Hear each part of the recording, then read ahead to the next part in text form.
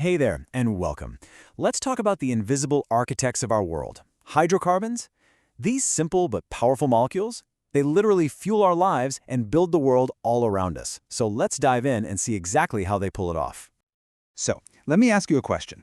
What do the fuel in your car, the plastic in your phone, and even the paint on your walls all have in common? I mean, they seem totally unrelated, don't they? But they all share a secret chemical ancestry. Yup, the answer is hydrocarbons. And the name itself is a dead giveaway. These are compounds built from just two things, hydrogen and carbon. That's it.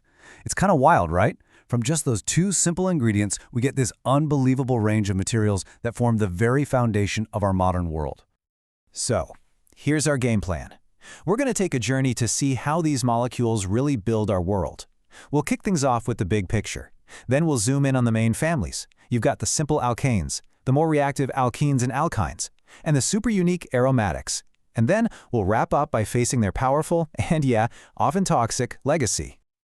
All right, let's get started. First up, our world of hydrocarbons. This is the fuel, the fabric, and the foundation of modern life.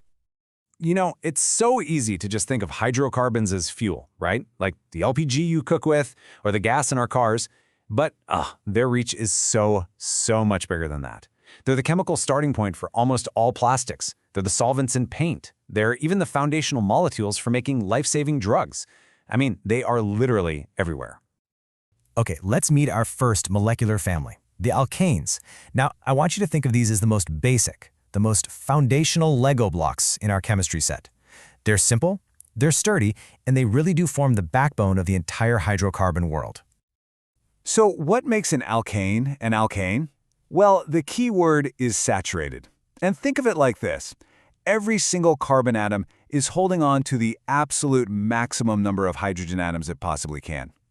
All the connections are these really stable single bonds, and that makes the whole molecule super sturdy and pretty unreactive. It's almost like a finished puzzle piece that doesn't really want to connect to anything else. And here we can see that basic structure in action. What you're looking at is methane, CH4, the simplest alkane there is. And notice something. It's not flat. The carbon atom sits right in the center of this 3D shape called a tetrahedron, and it pushes the hydrogens as far apart from each other as they can get. That very specific 109.5-degree angle, that's the secret sauce to their stable structure. Okay, so what happens when we start linking these carbons together into longer and longer chains? Well, just look at the boiling points here. As we go from methane to ethane to propane to butane, the temperature it takes to turn it into a gas just skyrockets. And why is that? Well, the longer the molecule, the more surface area it has, and they get kind of stickier with each other. It creates these stronger attractions between them. So you need way more energy to pry them apart. And this is where it gets really cool. Let's go back to our Lego blocks. You can have the exact same number of pieces, right? But you can arrange them in totally different ways. Well, in chemistry, we call these isomers. They have the exact same chemical formula but different structures, and, this is the crucial part, totally different properties. Just take a look at this. Both of these molecules have the exact same formula, C5H12. 5 carbons, 12 hydrogens. On the left, you've got pentane, a simple straight chain. But on the right, we've just plucked off one of those carbons and stuck it in the middle to create a branch. And that simple change in shape, that's enough to give it a completely different boiling point, a whole new chemical identity. Isn't that amazing? Now, I did say alkanes are stable, but that doesn't mean they're invincible. You can force them to react.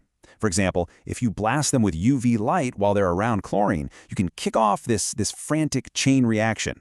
Basically, the light creates a super reactive chlorine atom, and it just starts ripping hydrogens off the alkanes.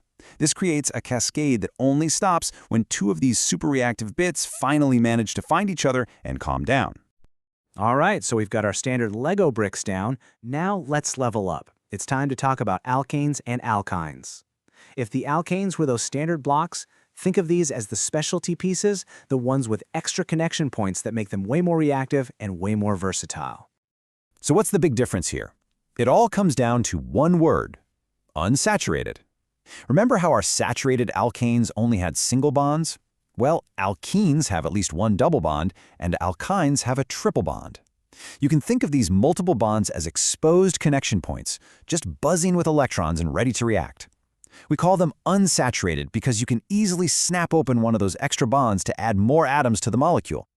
That double bond does something else that's really interesting. It locks the molecule in place. Think of a single bond like an axle that can spin freely. A double bond is like that axle has been welded solid. It's rigid. And that means the other atoms can get stuck on the same side, which we call cis, or on opposite sides, which we call trans. These become totally different molecules with their own properties, all because that double bond just refuses to twist. And this reactive double bond, it has a superpower. It's called polymerization. Under just the right conditions, you can get thousands, no millions, of these simple ethene molecules to break open their double bonds and just link up, end to end, like a gigantic chain. And the result? Polyethylene, the most common plastic on the entire planet, used in everything from shopping bags to water pipes.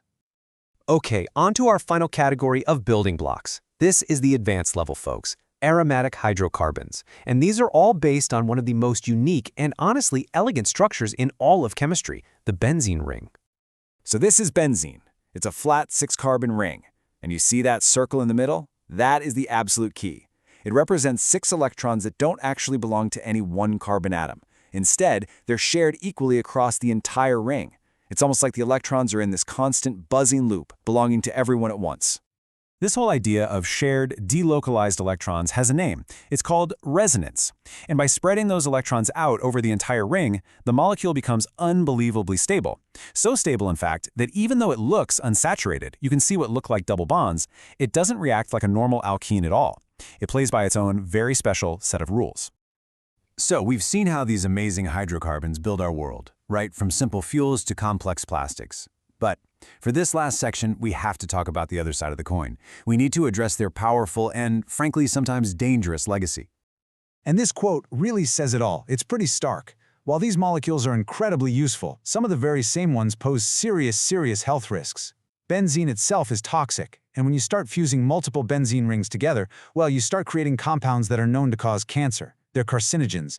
These multi-ring monsters are called polynuclear aromatic hydrocarbons, or PAHs for short. And here's the scary part. They're formed whenever organic stuff, and I mean anything, from fuel and coal to tobacco or even a burnt piece of toast, is burned incompletely. They can get into our bodies and do some pretty significant damage to our DNA. And all of this leaves us with a really critical question. Hydrocarbons are, without a doubt, the building blocks of our modern life. They give us energy, materials, medicines, pretty much everything. But they come with a heavy price tag for our health and for our environment. It's this incredible tension that we have to deal with as we try to build our future. So we have to ask, what is their true cost?